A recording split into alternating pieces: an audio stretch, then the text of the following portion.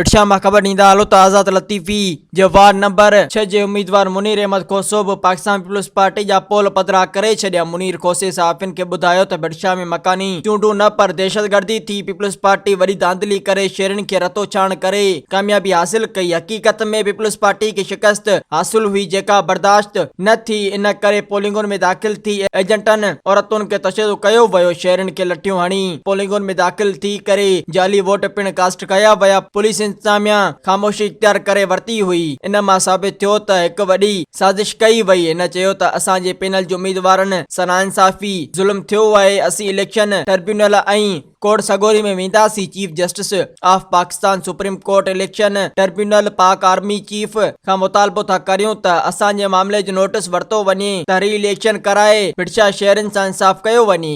Soomro 3D wallpaper and PVC panel shop दे रहा है सबसे अच्छी सर्विस, बेहतरीन क्वालिटी के आला मयार वॉलपेपर और सीलिंग खूबसूरत डिजाइन और कलर्स में दस्तयाब है। हर किस्म के PVC वॉलपेपर्स और सीलिंग लगवाने के लिए हमसे राब्ता करें।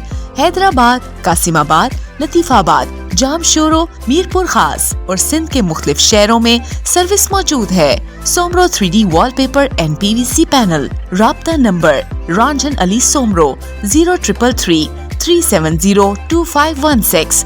व्हाट्सएप 0333 370 7886।